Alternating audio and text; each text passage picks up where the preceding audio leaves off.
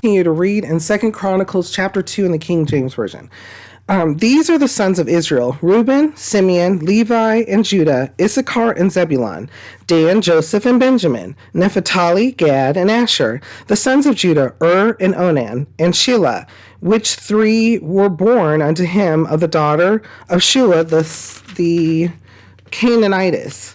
And the firstborn of Judah, was evil in the sight of the Lord, and he slew him. And Tamar his daughter-in-law bare him Pharez and Zerah. All the sons of Judah were 5. The sons of Perez, Hezron and Hamul. And the sons of Zerah, Zimri and Ethan, and Heman and Calcol, and Dara, 5 of them in all. And the sons of Carmi, Achar, the troubler of Israel, who transgressed in the thing accursed. And the sons of Ethan, Azariah, the sons also of Hezron, that were born unto him, Jeremiel, and Ram, and Chilubai. And Ram begat Aminadab, and Aminadab begat Nahshon, prince of the children of Judah. And Nahshon begat Salma, and Salma begat Boaz. And Boaz begat Obed, and Obed begat Jesse. And Jesse begat his firstborn Eliab, and Aminadab the second, and Shema the third. Nathaniel the fourth, Radai the fifth, Ozem the sixth, David the seventh, whose sisters were Zariah and Abigail. And the sons of Zariah, Abishai and Job, and Asahel, 3. And Abigail bare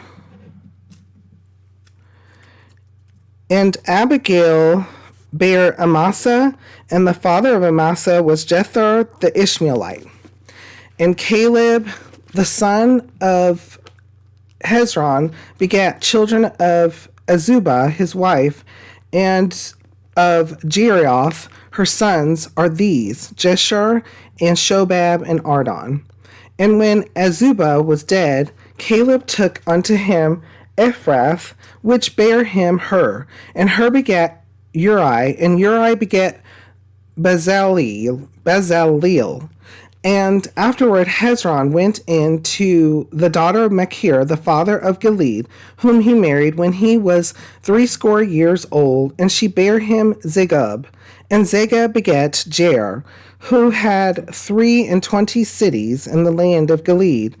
And he took Gesher and Aram with the towns of Jair from them, with Kenath and the towns thereof, even 80 cities. All these belonged to the sons of Machir, the father of Gilead.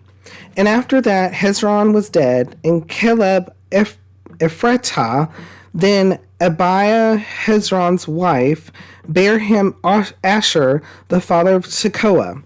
And the sons of Jerahmeel, the firstborn of Hezron, were Ram, the firstborn, and Bunah, and Oren, and Azim, and Ahijah. Jerahmeel had also another wife, whose name was Atera. She was the mother of Onam. And the sons of Ram, the firstborn of Jerahmeel, were Maiz, and Jamin, and Ikar. And the sons of Onam were Shammai and Jada. And the sons of Shammai, Nadab and Abishur. And the name of the wife of Abishur was Abihail, and she bare him Ahaban and Moled. And the sons of Nadab, Seled and Apaim, but Seled died without children. And the sons of Apaim, Ishi. And the sons of Ishi, Sheshan, and the children of Sheshan, Ahalai. And the sons of Jedah, the brother of Shimei, Jether and Jonathan, and Jether died without children. And the sons of Jonathan, Peleth and Zaza. These were the sons of Jerahmeel. Now Sheshan had no sons but daughters, and Sheshan had a servant, an Egyptian, whose name was Jarah. And Sheshan gave his daughter to Jarah, his wife, or his servant, to wife, and she bare him Attai. And Attai begat Nathan, and Nathan begat Zabad. And Zabad begat Ephlal, And Ephlah begat Obed, and Obed begat Jehu, and Jehu begat Azariah, and Azariah begat Helez, and Helez begat Eleasah, and Eleasah begat Sisamai, and Sisamai begat Shillem, and Shillem begat Jechamiah, and Jechamiah begat Elishama. Now the sons of Caleb, the brother of Jerahmeel, were Misha his firstborn, which was the father of Ziph, and the sons of Marishah, the father of Hebron. And the sons of Hebron, Korah, and Tapua, and Rechem, and Shema. And Shema begat Raham, the father of Jorkoam, and Rechem begat Shemai. And the son of Shemai was Maon, and Maon was the father of Bethzur. And Ephah, Caleb's concubine, bare Haran and Moza and Gezez, and Haran begat Gezez. And the sons of Jedi, Regam and Jotham, and Gishan, and Pelet, and Ifpah, and Saif. Mecca, Caleb's concubine, bare Sheber and Tirhana. She bare also Saph, the father of Madmena, Shiva, the father of Machbena, and the father of Gibeah. And the daughter of Caleb was Asesh, or Asha.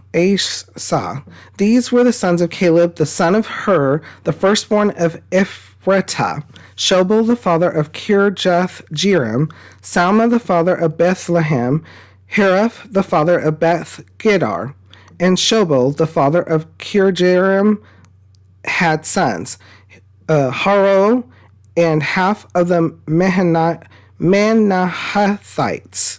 And the families of Kirjath Jearim, the Ithrites, and the Puhites,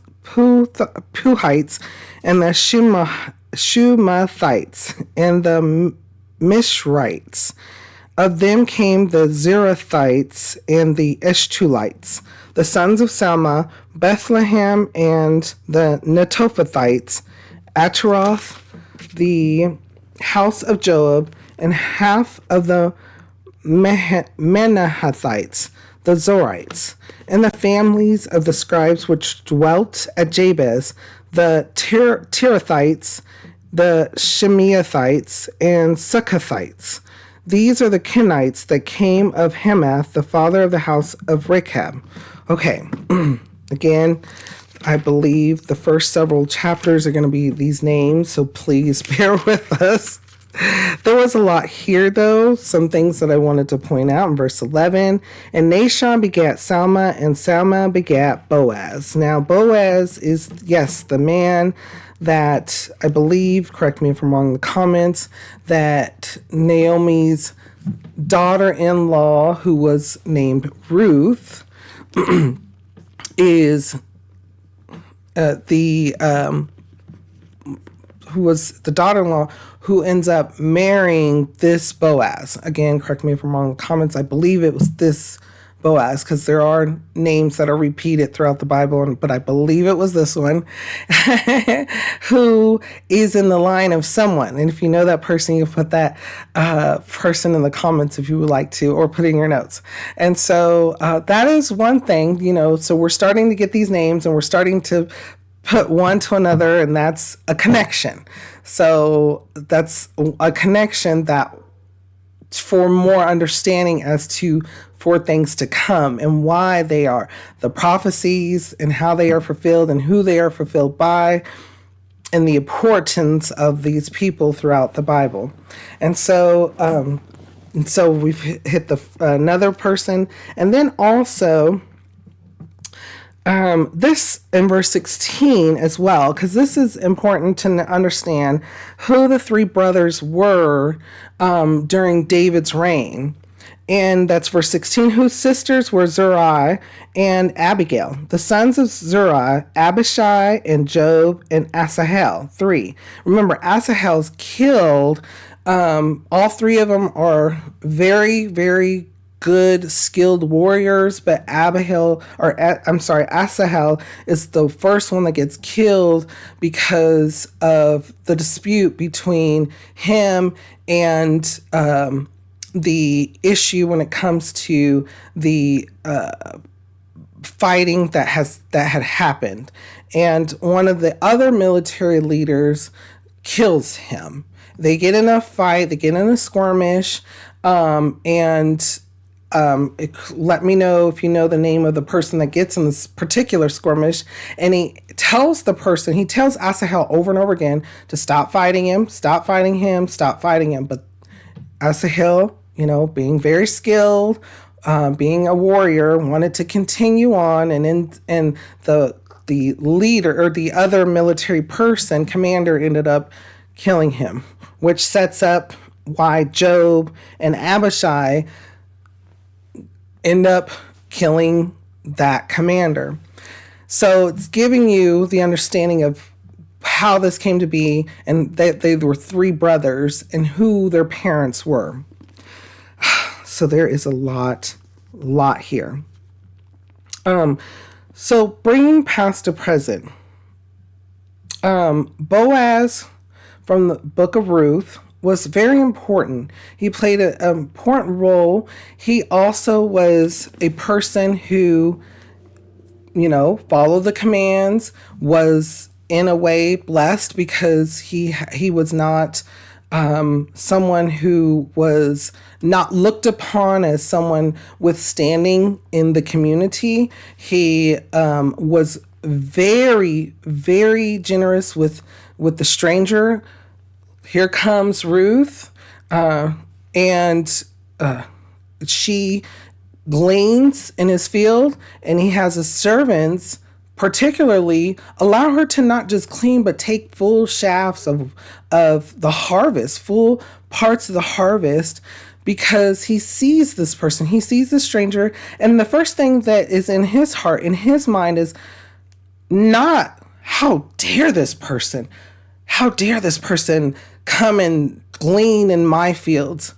No, it was part of the laws. It was part of the commandments to allow for people to come up behind and take, and to partake. And not only that, but that wasn't his first thought, wasn't, who is this person? How dare they? It was, wow, you know what? This person is a need. I'm going to help them. My first thought is, I'm going to help them. I don't know about them, but I know that the commandments of the Lord were to love thy neighbor as thyself, and to help the widow, help the stranger, no matter what the circumstances were or are. To love a stranger with so much love, to just be like telling his own servants, hey, don't grab everything. Allow, leave some of the best of the heart. Don't even grab. In fact, give it to this person. And at the time, he may have started hearing who this person was, Ruth, a Moabitess. That's another thing. During this time, the Moabites were not looked upon as people who followed the Lord, who followed God, but people who may have knew about God, but refused and had their own self-righteousness in their own ways, and looked down on other people and other cultures, particularly the Israelites, particularly the Hebrews at this time.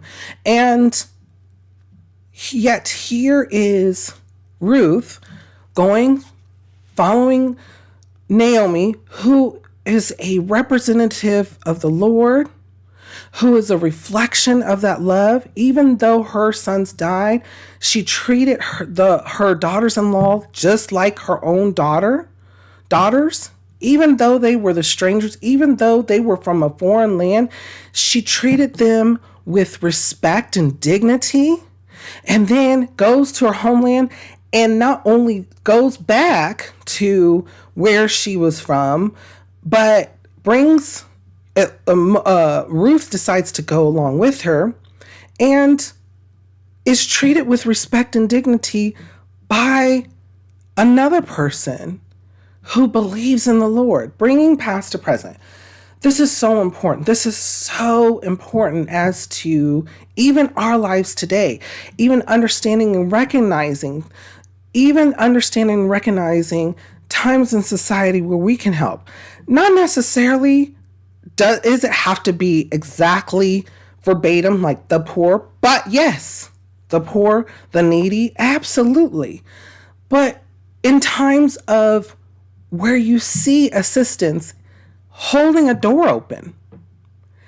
You know what? Let me get that off the top shelf for you. You know what? Let me help you, assist you. You're trying to change a tire. Let me pull over. Let me give you a jump. Let me call somebody. Is there any assistance that I can provide that I may not be very skilled? I have no clue how to change oil, but is there anything that I can help you with? Is there anything that I can assist my neighbor, even if they are a stranger, with? Those things and those pauses in our life, because I know life's fast and how do I have enough time? Somebody else will do it, right? Well, that's why these people needed a king instead of worshiping the Lord, because it's always somebody else. They had to go to somebody else, to rely on somebody else. It is our time, and we are part of the kingdom. It is part of our responsibility to love our neighbor as ourselves, including the stranger, including the immigrant, including people who are less fortunate, including people who just need a little bit of assistance. They may even be more fortunate than you and I. But in that instance, in that moment, when the Holy Spirit guides us and the Holy Spirit puts us in a place and the timing is right, listen to the Lord, listen to that warmth, that love, and listen to it and hear it and be there. Be that listener. Be that person that helps. Be that person that provides that assistance. Be a representative of the Lord's love. Before we go on, though, what kind of thoughts or feelings come to your mind when we read over this? How does it make you feel and what does it make you think?